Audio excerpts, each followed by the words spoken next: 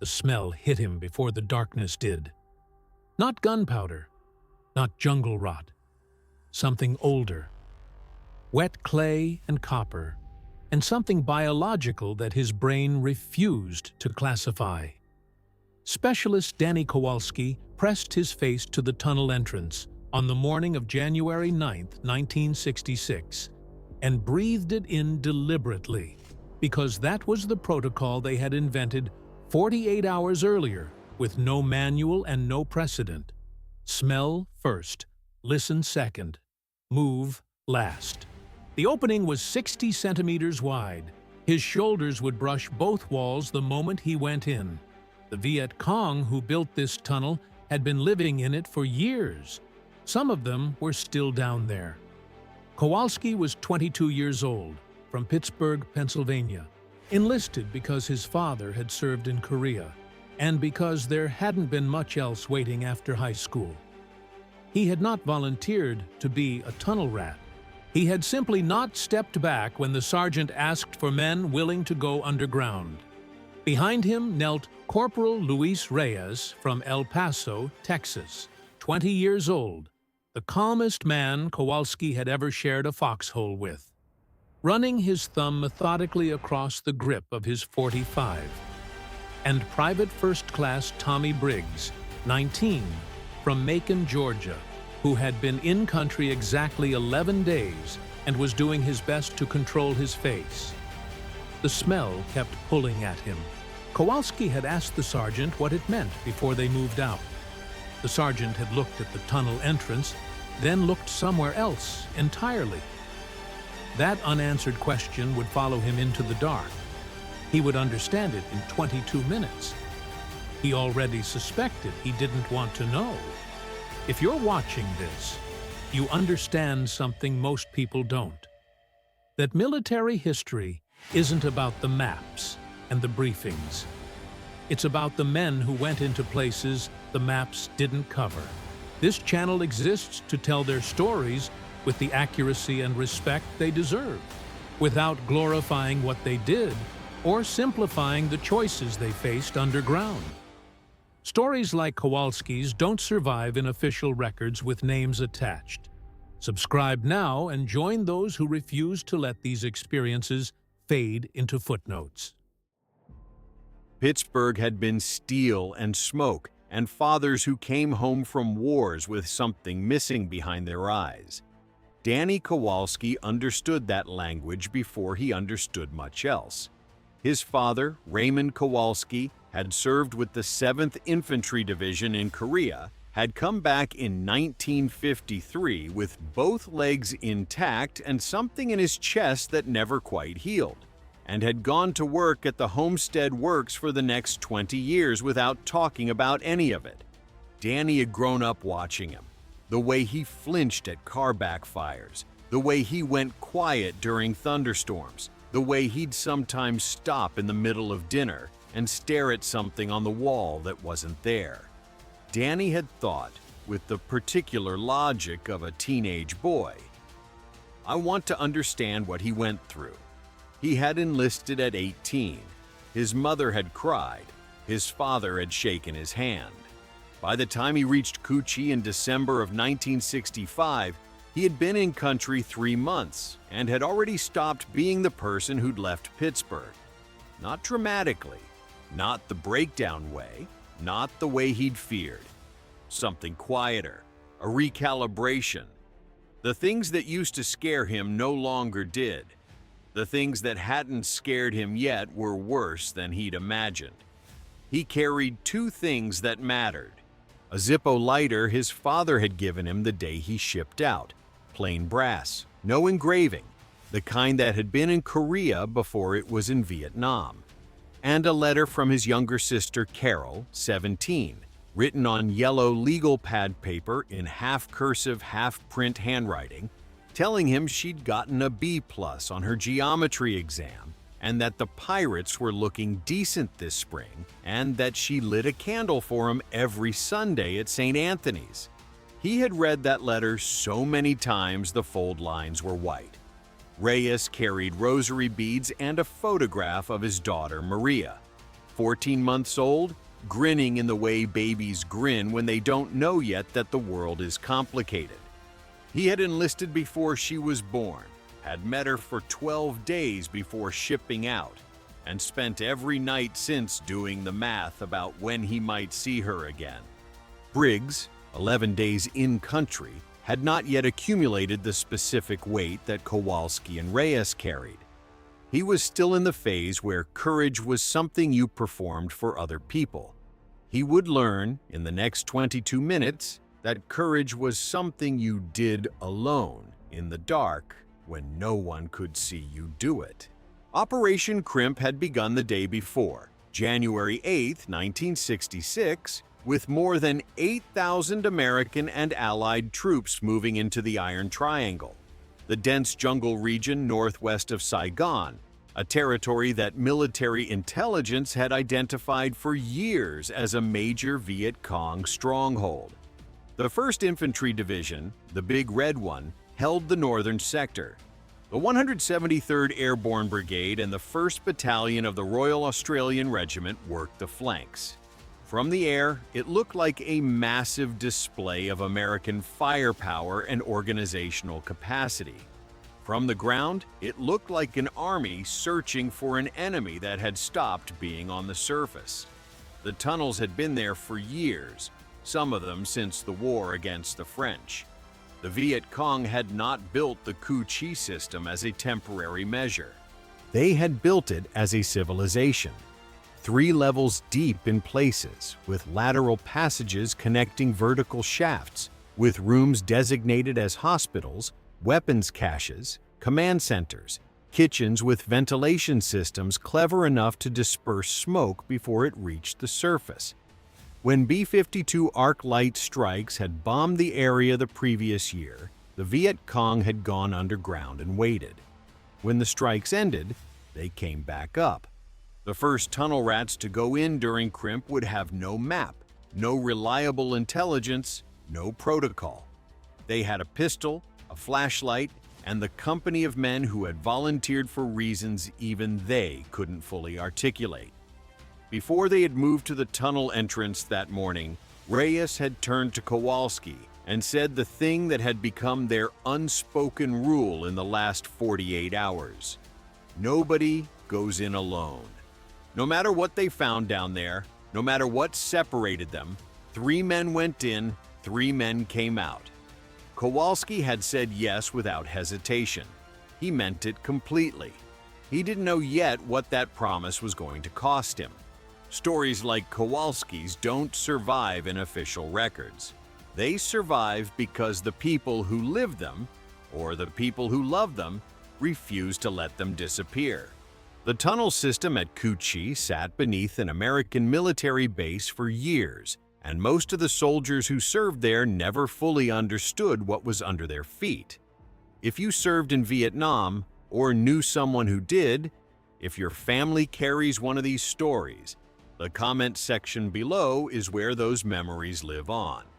Add yours.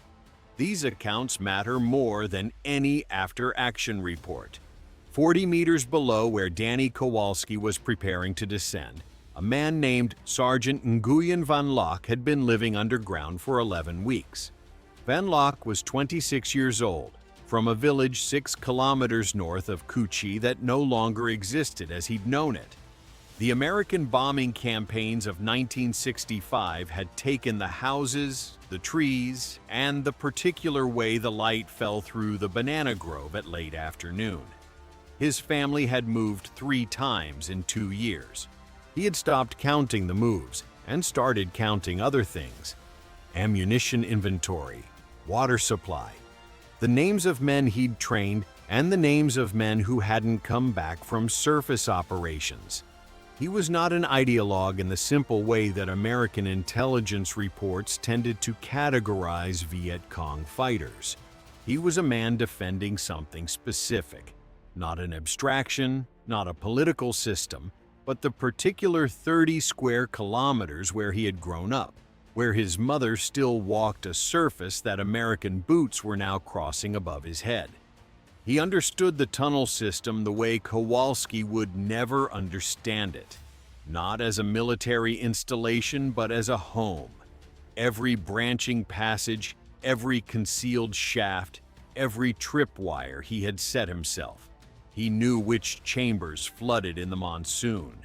He knew which sections of ceiling cracked when the B-52s came.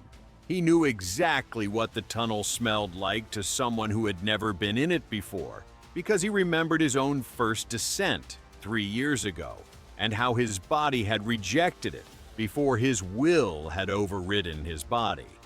His unit, a squad from the 83rd Rear Service Group, had received word the previous evening that the Americans were moving in force.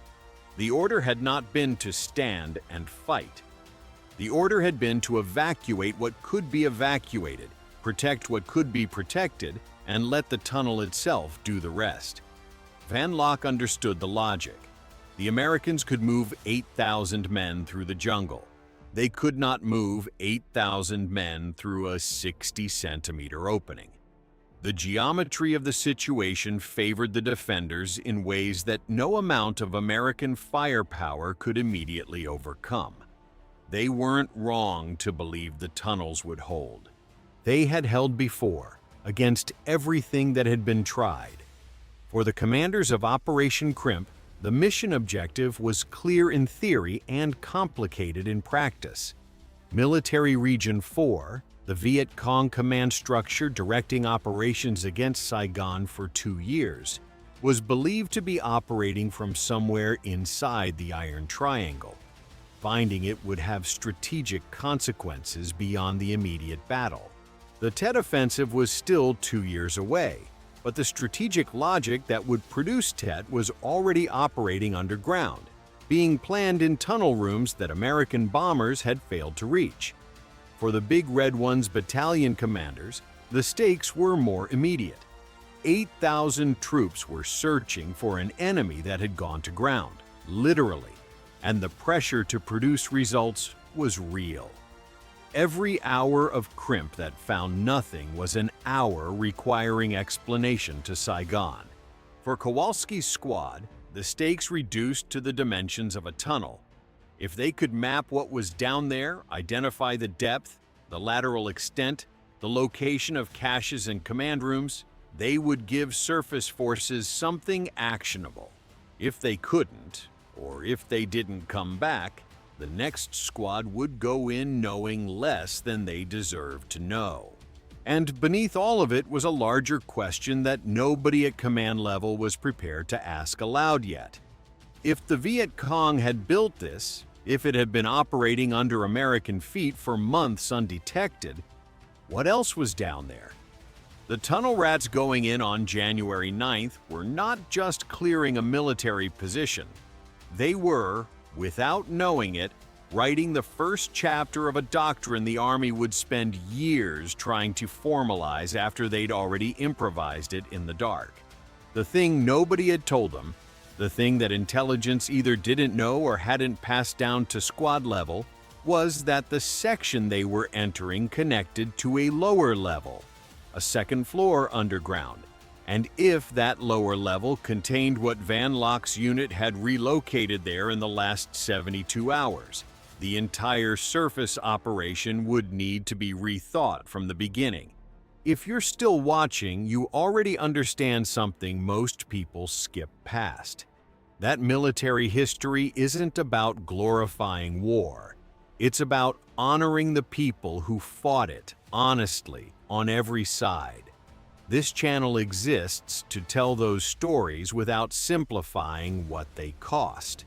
Subscribe now and join the community that refuses to let these accounts become footnotes. And hit the like button. It tells YouTube that stories like this deserve a wider reach. The algorithm buries what the audience doesn't defend. You can defend this one. The tunnel took him the moment his shoulders cleared the entrance.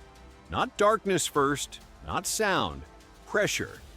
The walls contacted him on both sides, constant, a reminder that the space had been designed for a different body. Kowalski moved on his elbows and the balls of his feet.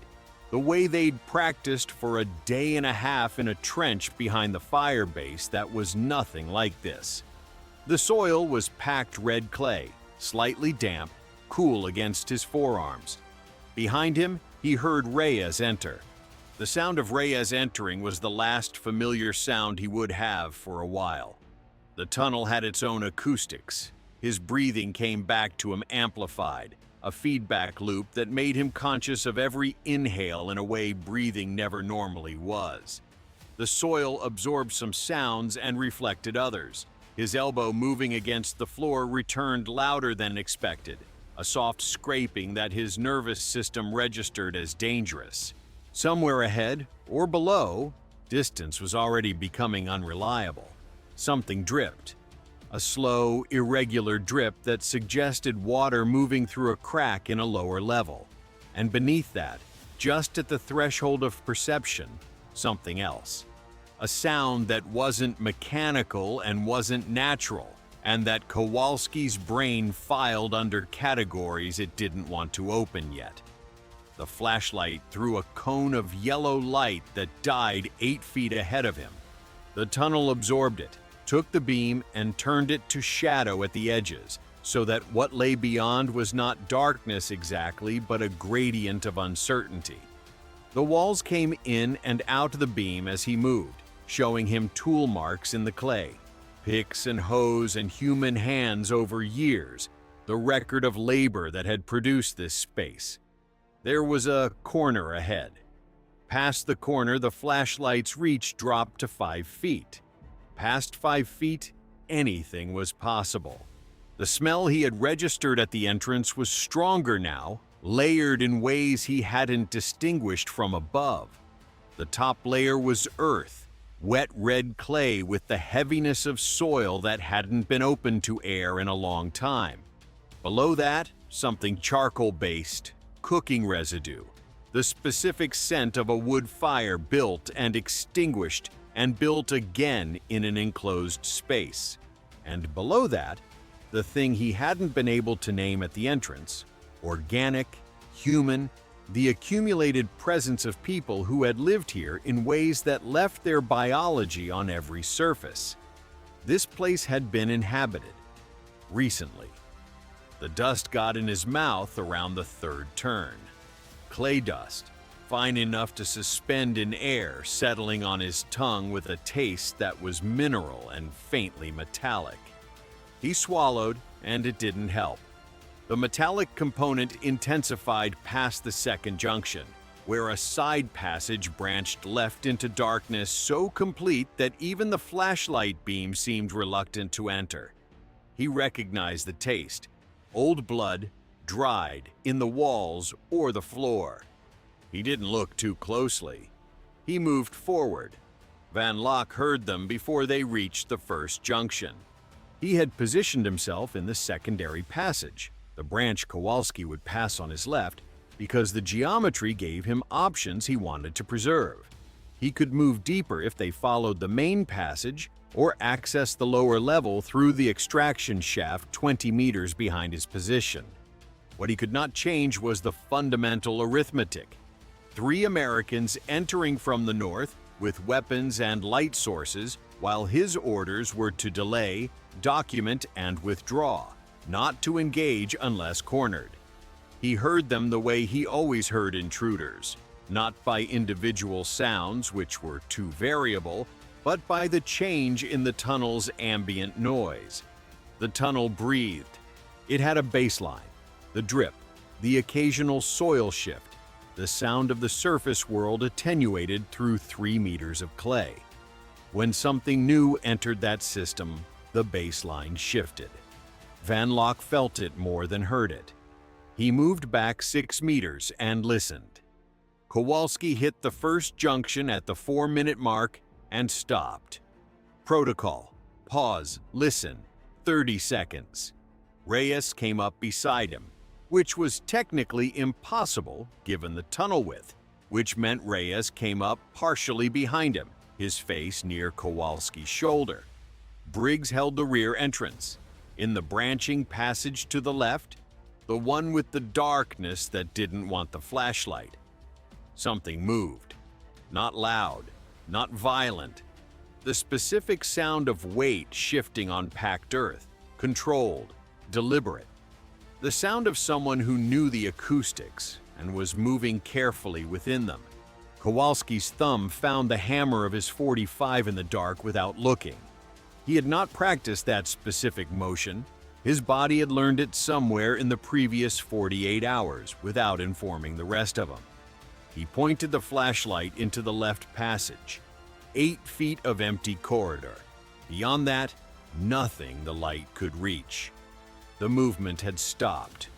Whatever had made it was gone, or still, or had moved to a depth where physics protected it. They had found the secondary level. There was no protocol for what Kowalski did next, because there was no protocol for any of this. He went left. The decision took 2 seconds and involved no deliberate reasoning. It was the logic of a body that had committed to something and was following that commitment wherever it led. You go into the tunnel. You go toward the sound. You don't come back up until you know what the tunnel is. Reyes was already moving after him. Briggs at the rear junction made a sound that was not quite a word and then followed. The secondary passage narrowed.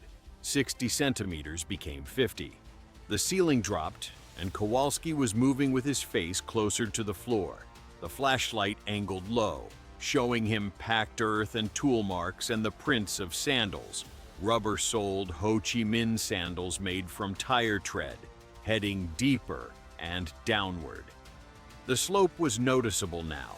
They were going below the primary level. They had found the second floor. That was what the smell had been telling him at the entrance. Not old occupation, current occupation. The biological residue of people who had been here within hours, cooking, sleeping, living 3 meters underground while 8,000 American troops moved through the jungle above their heads. He had understood at the entrance that the tunnel wasn't empty. He understood now what that meant.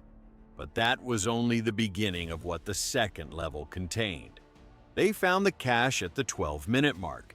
A chamber off the secondary passage, roughly 2 meters in diameter, ceiling high enough that Kowalski could sit upright, contained crates of documents, ammunition boxes, and the specific kind of organized absence that told you people had recently departed.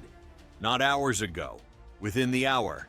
The documents were real, bound stacks of paper in military format, in Vietnamese, with map overlays that even Kowalski's untrained eye recognized as operational plans. The ammunition was recent manufacture, and on the small wooden crate serving as a table, a bowl of rice, half-eaten, still warm. Reyes looked at the bowl and looked at Kowalski. Neither said anything. The warmth of that bowl was the most alarming thing they had encountered since entering the tunnel. More alarming than the sounds and the smell, because it meant the arithmetic had changed. They were not clearing an abandoned position. They were moving through a space that was actively occupied, and the people who occupied it had chosen not to fight. That decision could reverse at any moment. Briggs found a photograph tucked into a crack in the chamber wall. A woman and 2 children, formal, the kind taken at a studio. He started to pocket it. Reyes shook his head.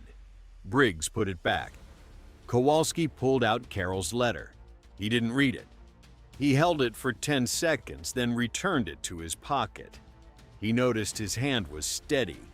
He was surprised by that. He noticed also that his flashlight's beam was dimmer than it had been at the entrance. The battery at maybe half strength, the cone shorter, the edges softer. He filed that information and moved on. The radio was too deep to work. Kowalski had known this going in, they all had, but there was a difference between knowing it as a tactical fact and knowing it as a physical reality at the 14-minute mark, with warm rice 6 inches from his knee and operational documents under his arm and a second level below his feet that nobody on the surface had known existed 90 minutes ago. The options presented themselves with the terrible clarity of situations where every choice carries a cost. Option 1. Mark the chamber location, retreat the way they'd come, bring the documents to Surface Command, let someone else address the lower level. Safe. Correct. Probably what the protocol they were inventing in real time, dictated. But retreating meant passing back through the junction where the sound had been, where Van Locke had been, where something was still down there, or gone, and they had no way to distinguish which. Option 2. Continue down. Follow the slope to the second level, document it, return. Extend exposure time in a space where they were 3 people and the opposing number was unknown. The intelligence value was potentially enormous. Option 3. Split up. Reyes takes the documents up while Kowalski and Briggs continue down. Faster intelligence gathering in less time. Also, a direct violation of the only rule they had made for themselves. Nobody goes alone.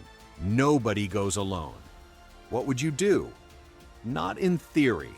Not with a map on a table and someone senior to consult. Right now, 22 years old, in a chamber the size of a walk-in closet 3 meters underground, documents under one arm, flashlight battery at half, and a second level below you that nobody above ground knows about. Your 2 men are watching you. You have 30 seconds before the situation decides for you. You can hear something moving on the level below. Not aggressive, not the sharp percussion of imminent contact, but present, deliberate. The movement of someone who knows the space and is managing distance with the precision of someone who has done this before. They are deciding too. They are watching you decide, because your choice determines theirs. The bowl of rice is still warm. Your father came home from Korea without talking about it for 20 years. You used to wonder what could fill that silence. Now you're starting to understand that some decisions don't have language. They have only the moment in which you make them, and everything that comes after. 30 seconds. He sent Reyes up, not because the tactical calculus supported it. Every version of that calculus favored staying together. He sent Reyes up because Reyes had a daughter named Maria who was 14 months old and grinning in a photograph and who had seen her father for 12 days. That was the reason. It wasn't in any protocol. It was the reason he made. Reyes took the documents. Kowalski gave him the route and the junction markers and told him that if they weren't out in 12 minutes, Reyes was to report the secondary passage location and not come back down. Reyes started to argue. Kowalski cut it off quietly. Reyes went. Kowalski looked at Briggs. Briggs looked 19 years old in a way he hadn't before entering the tunnel. "You don't have to," Kowalski said. Briggs moved toward the slope. That was his answer. The promise had been clear. Nobody goes alone. He had just broken it, sent one man up alone to preserve a different version of it. Reyes would surface alone. Kowalski and Briggs would go deeper as 2 instead of 3. The logic held in a way that didn't entirely hold. But the calculation about Maria's photograph held more than the other calculation, and that was the math he'd used. The choice was made. The second level was waiting. The second level was not what he'd expected. He had expected deeper darkness. The same tunnel logic extended downward into heat and narrowing. What he found instead was a chamber complex. Multiple rooms connected by short passages with ventilation shafts that drew air in ways making the lower level cooler than the upper, which defied everything his body had been telling him about moving downward into enclosure. The Viet Cong engineers who designed this section had understood ventilation well enough to turn instinct against itself. The air moved. It was cooler. It was, in the specific terrifying way of tunnels, functional. The first room held medical supplies, not primitive field dressings, actual medical infrastructure with surgical instruments in sealed containers, plasma, labeled medications organized on bamboo shelving with the systematic care of a hospital intending to keep operating indefinitely. Someone had carried all of this underground. Someone had organized it, labeled it, maintained it. It was not the cache of a guerrilla force improvising in the field. It was the logistics of a force that had decided to be here permanently, that had looked at the American bombing campaigns and calculated that underground was a viable long-term operating environment. Van Locke watched Kowalski enter the medical room from the connecting passage on the far side. He had positioned himself there 20 minutes earlier, when the first sounds confirmed the Americans were not retreating. He had his options. The extraction shaft was 15 meters behind him, but he had not yet used them because observing was producing information. What they photographed, what they took, what they left behind, all of it was intelligence. He noted the smaller American scanning the shelving systematically. He noted the taller one watching the passage entrances.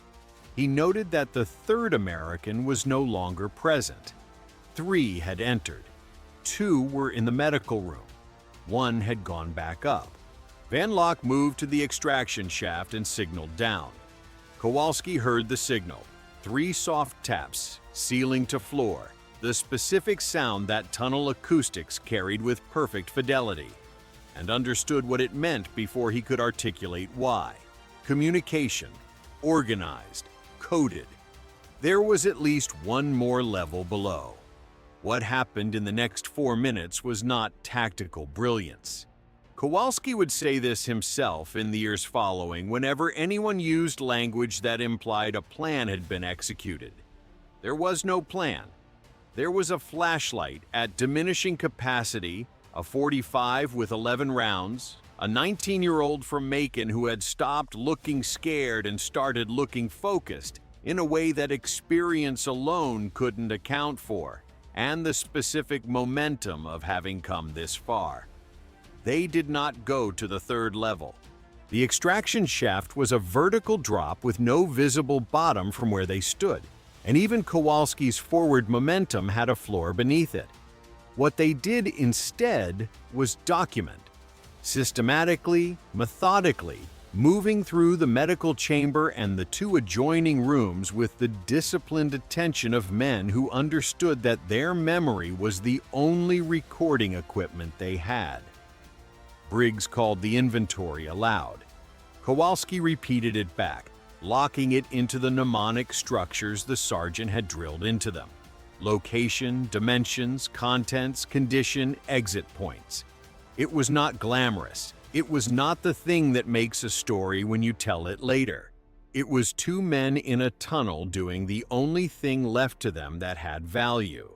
What would you have done in that moment with the shaft dropping away below your feet and an unknown quantity of organized professional fighters somewhere beneath you? There is no correct answer. There is only what you can live with afterward.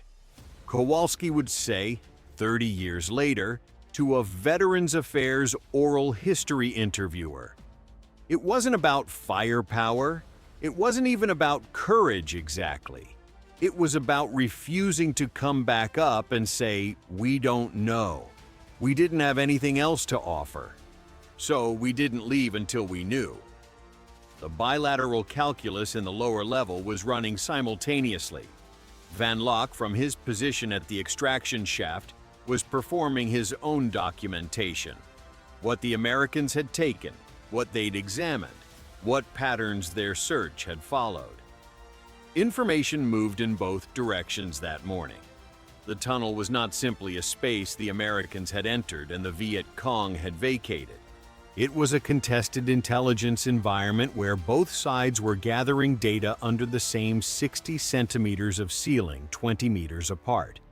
Van Locke's assessment of the contact, transmitted down the extraction shaft, would shape how his unit responded to the larger Crimp operation over the following 72 hours. The Americans had found the secondary cache, but not the tertiary infrastructure.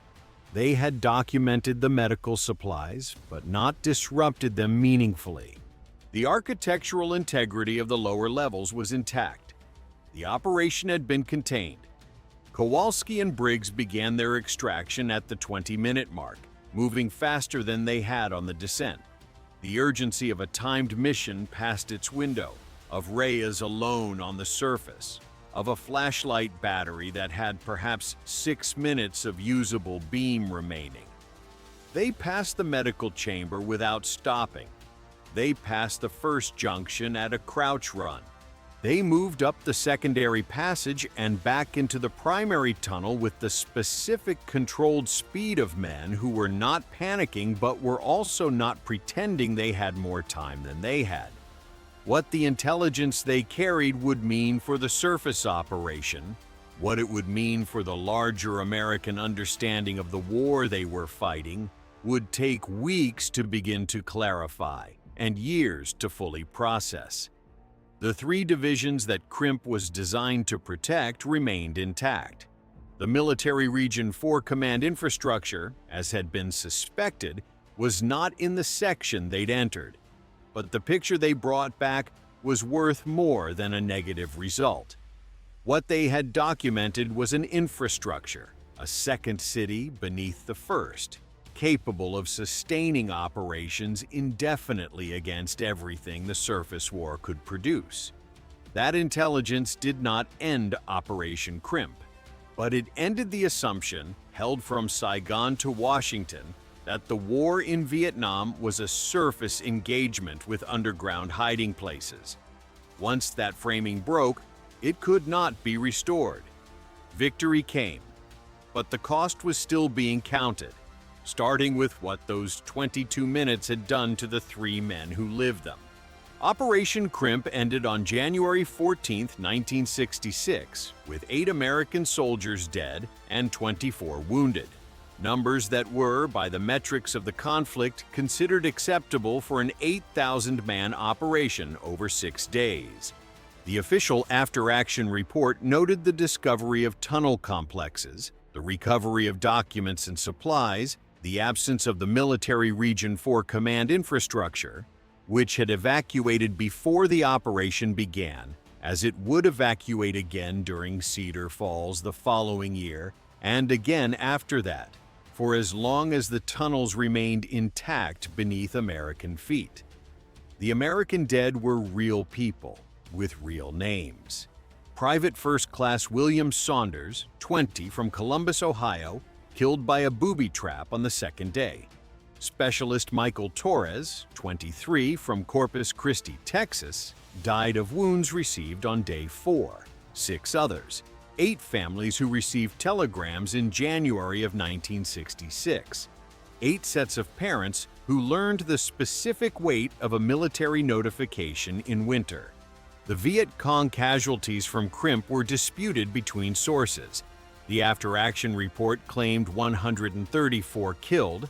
Other analyses put the number significantly lower. What was not disputed was that the tunnel system itself survived Crimp largely intact. Van Locke's units successfully evacuated the tertiary level within the 4 hours he had recommended. The medical supplies were relocated to a secondary cache.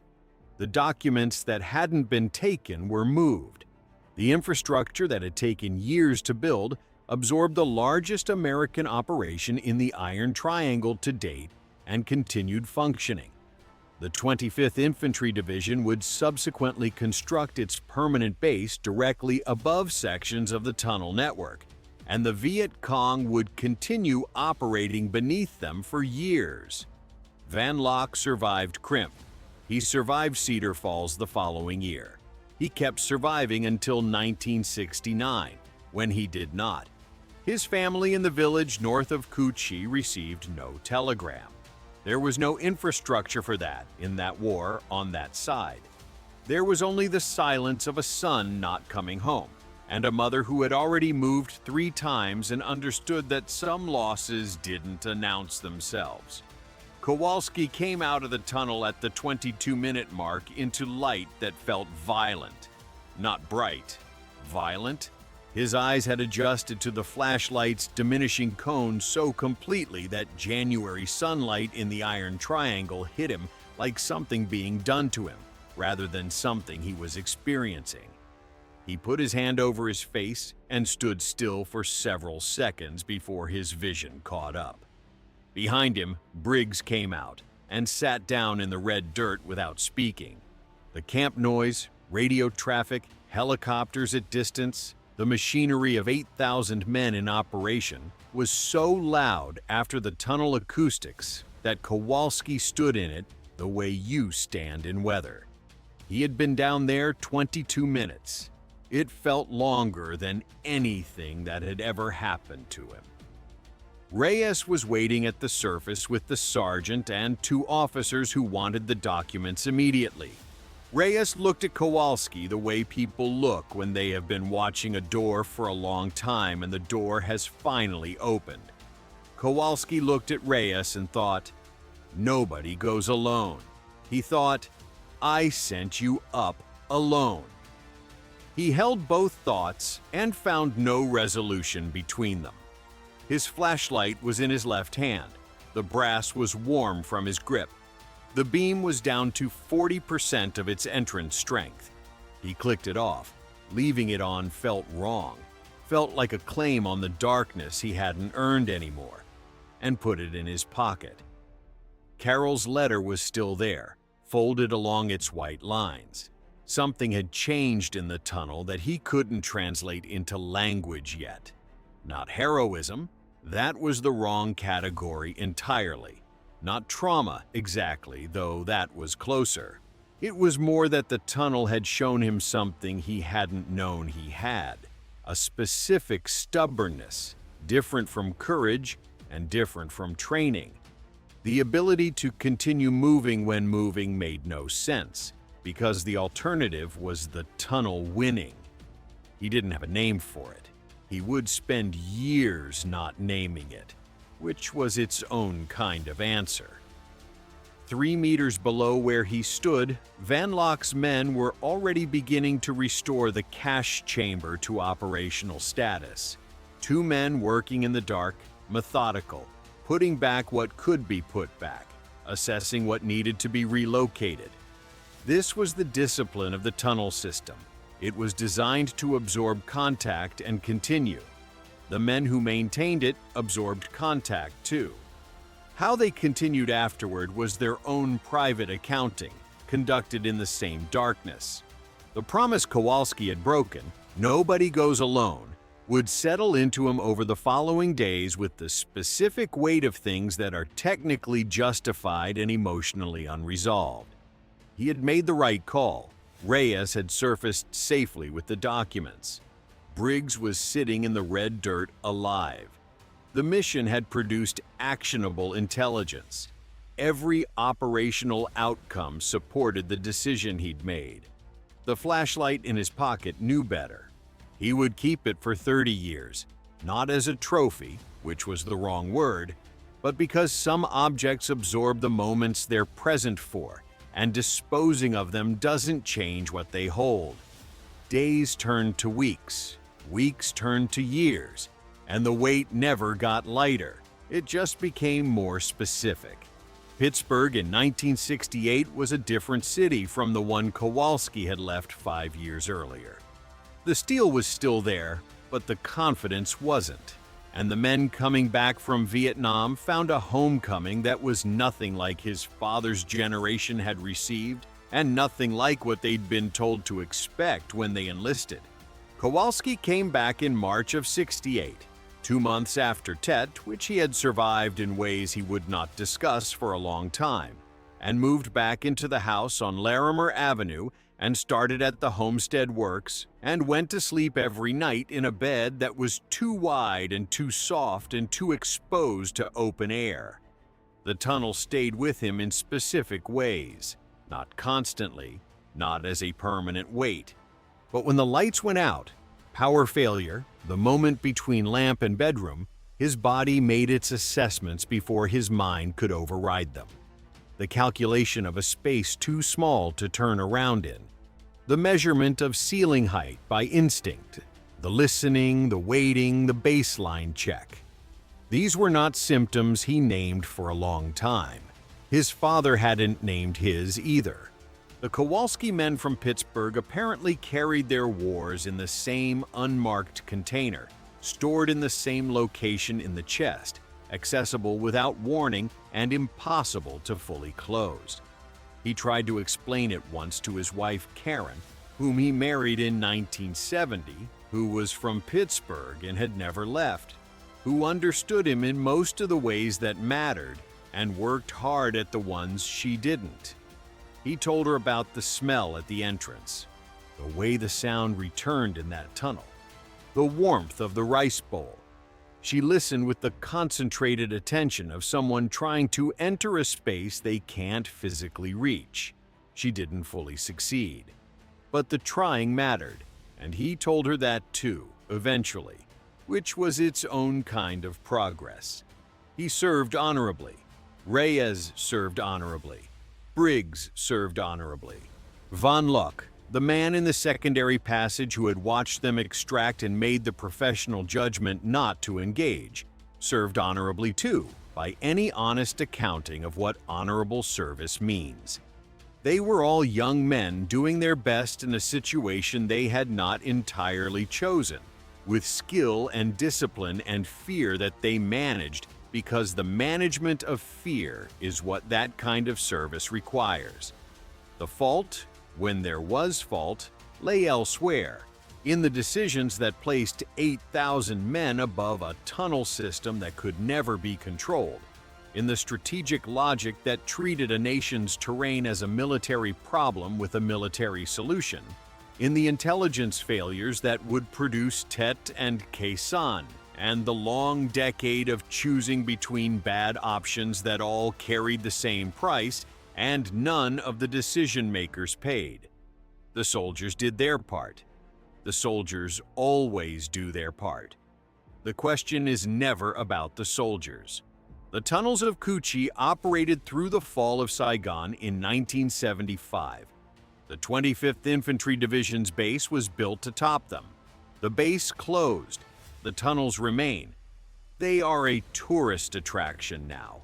You can go in. The ceiling is still 60 centimeters wide. War creates heroes on all sides. It also creates Van Locks, men who served with precision and professionalism and received no recognition in any official record that survived in accessible form. His courage was real. His loss was real. His family's grief was real with or without a telegram to announce it. The courage of one side does not diminish the courage of the other. Both were present in the same 60 centimeters of packed clay on January 9, 1966, 20 meters apart in the dark, each man doing his job and waiting to see what the other would decide. That is the honest story. It is harder than the simplified version, and more true. Kowalski kept the flashlight until 2001, when he gave it to his son David, who had been asking about it for years, the way children ask about objects that carry weight in their parents' lives, sensing the gravity without knowing the source. He told David the basics, not everything. Some of it was still in the tunnel, in the specific way that certain things don't fully come back up with you. The beam had been dead for decades. The brass was still warm when he held it. That warmth never entirely left. Or maybe it was just his hands. He was never entirely sure which. If you served or knew someone who served, their sacrifice was real. Their courage was real. The darkness they entered, whatever form it took, was real. Subscribe and join those who refuse to forget. Share this story if you believe these accounts deserve to reach more people. And remember, honor the warriors. Question the wars. Always.